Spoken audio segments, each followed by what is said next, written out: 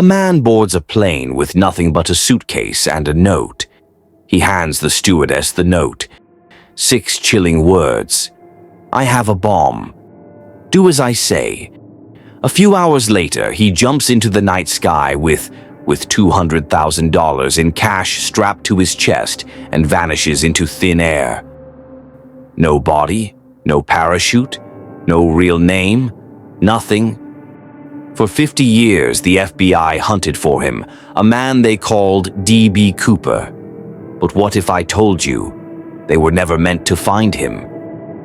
What if Cooper wasn't just a criminal, but something much bigger? What if this wasn't a heist, but a mission? Did the FBI really lose him, or did they let him go? And if you enjoy deep dives into true crime, fraud, go ahead and hit that like button so YouTube recommends more crime stories to you. November 24th, 1971, Thanksgiving Eve. A man calling himself Dan Cooper steps onto Northwest Orient Flight 305 in Portland, Oregon. A one-way ticket to Seattle, just another businessman in a black suit, tie, and sunglasses. He sits in seat 18C, calmly watching the passengers board. No nerves, no hesitation, just a quiet confidence, like a man who has done this before. Minutes after takeoff, he hands a note to a flight attendant. She barely looks at it, probably another man trying to flirt. But then he leans in. Miss, you should read that. I have a bomb. Her hands shake as she unfolds the paper. Inside his briefcase, red cylinders, wires, a battery. It looks real. His demands?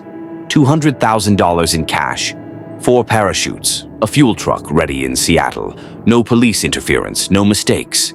The captain relays the message. On the ground, the FBI scrambles. They don't know who they're dealing with. But here's what's strange. Cooper is calm. Too calm. While the passengers remain oblivious, he orders a bourbon, pays for his drink, even offers the flight attendant the change. He chats with the crew, making small talk. At one point, he even reassures a flight attendant that everything will be fine. This isn't a desperate criminal. This is a man in control. By 5:39 p.m., the plane lands at Seattle-Tacoma International Airport. The passengers are freed. The money is delivered. Cooper checks the parachutes, rejects a faulty one instantly. He knows what he's looking for. Then the real mystery begins. He gives highly specific instructions. The plane must fly at 10,000 feet, far below normal altitude. The speed must stay at exactly 200 knots. The landing gear must stay down. And most importantly, the rear stairs must be lowered mid-flight. The pilots protest. This has never been done before. Cooper insists. He knows it's possible. He acts like a man that knows what he is doing. At 7:40 p.m., Flight 305 takes off again, heading toward Mexico City. But somewhere over the dense forests of Washington state. At 8:13 p.m., the rear staircase suddenly drops open. A rush of cold air, wind howling through the cabin. And then he jumps. No hesitation, no trace. A man falls into the darkness, carrying $200,000 strapped to his body. When the plane lands, the FBI storms inside. No sign of him. No body, no parachute, no real name. Nothing. For decades, the FBI claimed to search. Hundreds of suspects, thousands of leads. A few stacks of money were found near the Columbia River in 1980. But no Cooper. So the real question is, who really was D.B. Cooper? Was he meant to be found?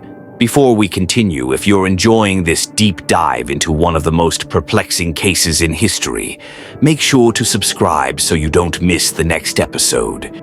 So how is that possible? How does a man pull off the only unsolved skyjacking in history and simply disappear? Unless, of course, he was never just a man at all. Think about it. This wasn't some reckless, desperate criminal making a last-ditch effort for cash. Number This was precise, methodical, almost military. From the moment he stepped onto that plane, Cooper was in control. He knew exactly what to do, how to do it, and, most importantly, how to get away with it. The flight attendants later recalled how eerily calm he was. No nervous tics, no shaky hands. He wasn't fidgeting or acting like someone about to commit a federal crime. Instead, he was polite, even charming. He ordered a bourbon, neatly paid for it, and tipped generously. Even when he handed over the note that changed everything, he didn't rush, he didn't panic. He simply leaned in and whispered, "Miss, you better read that note. I have a bomb." But here's the strange part. He never actually showed the bomb, not once. And yet, everyone on board believed him. Why? Because he acted like a man who knew he would be believed. And then there's the flight itself. The way he dictated exactly what altitude and speed the pilots needed to maintain. The way he knew the Boeing 727 was one of the only commercial planes at the time with an aft stairway, a rare feature that allowed someone to jump out of the back mid-flight. That's not just luck. That's inside knowledge. And the parachute? The FBI insisted that jumping from a commercial plane at night in a storm over dense wilderness was suicide. The winds were brutal. The temperature was freezing. The drop was thousands of feet high. No experienced skydiver would even attempt it. And yet, Cooper didn't hesitate. This wasn't just some guy looking for a payday. He had the confidence of someone who had done something like this before. So, what does that mean? What if Cooper wasn't a rogue thief? What if he wasn't some amateur criminal looking for fast cash? What if he was part of something bigger? What if this heist was never about the money at all? The moment D.B. Cooper vanished into the stormy night, the FBI went into overdrive. This wasn't just any crime. This was a direct attack on the system. Someone had hijacked a commercial flight, extorted $200,000, and vanished into thin air. The government wasn't about to let that slide.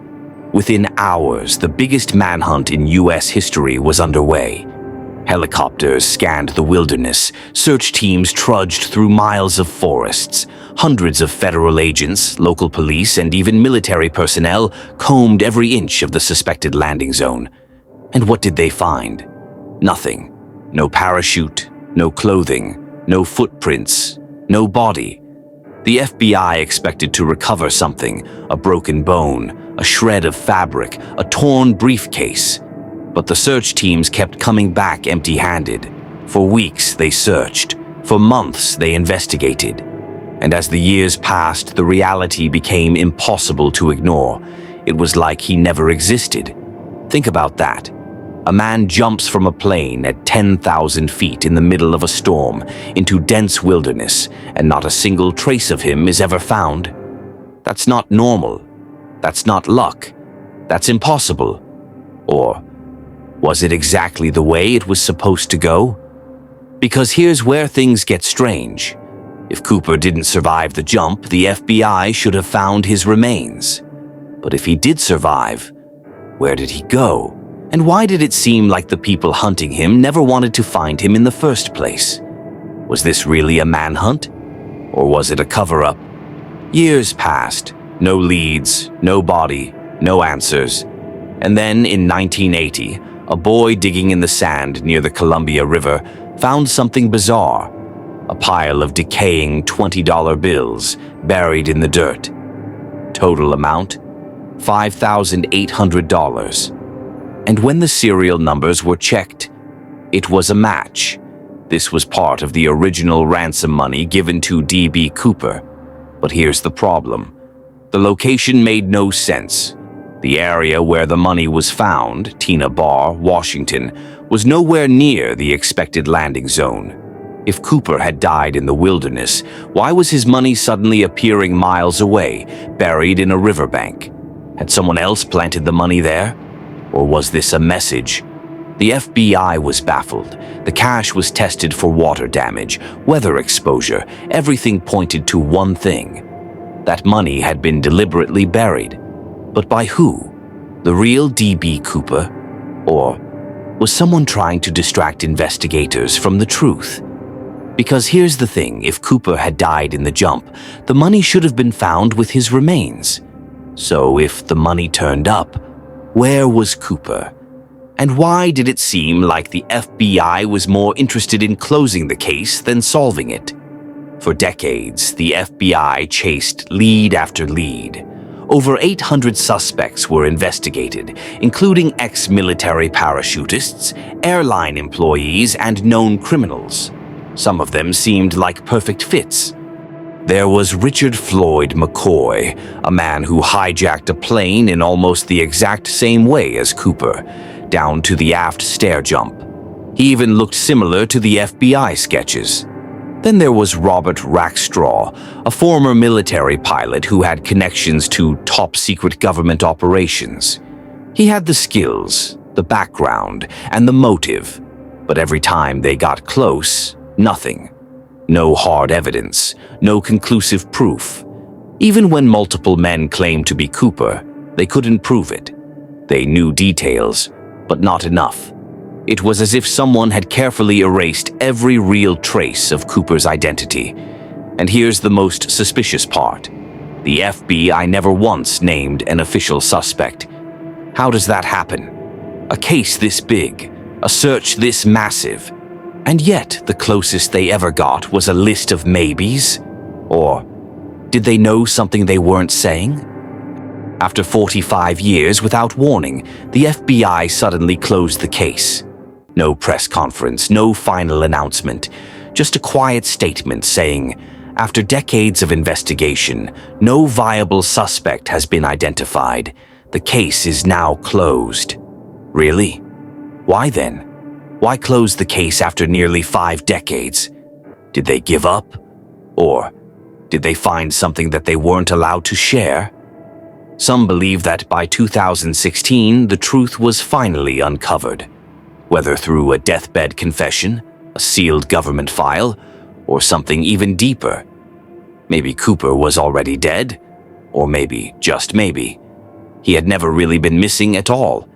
And if that's the case, then the question isn't where Cooper went. It's who was protecting him, and why. Let's find out. Was this a covert government test? What if we've been looking at this all wrong? What if D.B. Cooper wasn't just a criminal, but a man on a mission that had nothing to do with money? Let's break it down. There are 3 major theories about what really happened that night. Theory 1. Cooper was testing airline security for the government. This was 1971. Security at airports was practically non-existent. No ID checks, no metal detectors. You could walk onto a plane with a bomb in your briefcase and no one would stop you. And then, out of nowhere, a man hijacks a plane, walks away with $200,000, and vanishes. After that, the government immediately started making changes. Within months of the Cooper case, airports installed X-ray machines, bag screenings, and strict boarding procedures. And the biggest one, the Cooper vanes, a mechanical lock that prevents rear stairways from opening mid-flight. They named the safety measure after him. So here's the question. Did Cooper force these changes, or was that the plan all along? Some believe Cooper was a government operative hired to expose vulnerabilities in airline security. And once he did, he simply disappeared. Mission complete. Theory 2. Cooper was recovering stolen government money, $200,000. Sounds like a lot, but in the grand scheme of things, it's nothing. Some researchers believe the money Cooper took wasn't a ransom, it was a retrieval. A secret government slush fund, money that was stolen, laundered, or misplaced.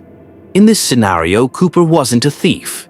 He was an operative sent to recover funds quietly. This explains why the FBI never seemed eager to catch him. It also explains why some of the money mysteriously appeared 9 years later. Were they trying to create a false lead? A distraction? If this was stolen government money, the last thing they'd want is a real investigation. Because what if Cooper wasn't just stealing? What if he was returning something to the people who sent him? Theory 3. He was a trained operative, meant to disappear. Let's be real. Cooper knew way too much. He picked a Boeing 727, one of the only planes with an aft stairway. He demanded the exact altitude and speed for a parachute jump. He chose a stormy night, reducing visibility for search teams. That's not luck, that's training. Survival experts say his jump was suicidal, but Cooper didn't die. His dead body wasn't found. Did they let him escape? For decades, the FBI called the D.B. Cooper case one of the greatest unsolved mysteries in history. They spent millions of dollars and thousands of hours chasing him, and yet, after 45 years, they suddenly closed the case. No warning, no explanation, just done. Why? The FBI's investigation was suspiciously weak. Let's start with the obvious. The FBI had over 800 suspects, military parachutists, airline workers, con men, even ordinary businessmen. And yet, no arrests, no trials, no definitive ID of Cooper. This is not how the FBI operates. They catch criminals. They don't just give up. Unless, of course, they already knew the answer. What if Cooper wasn't just some random hijacker, but someone they couldn't touch? Cooper's FBI sketch, why did they change it? Here's something strange. The FBI released 2 official sketches of Cooper.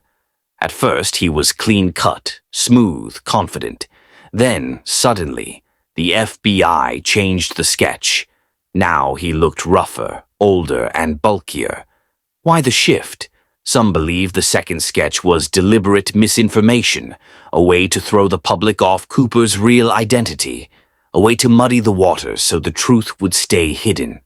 The case was closed in 2016, but why then? After 4 decades, the FBI just gave up. They claimed they had no viable suspects, but many believe this was a quiet way of burying the truth. Because by 2016, almost everyone involved in the case was either retired or dead. Which means, if there ever was a cover-up, there was no one left to expose it. Did the FBI let him go? Some say D.B. Cooper didn't get away. He was allowed to disappear. Because maybe, just maybe, he was never a criminal to begin with.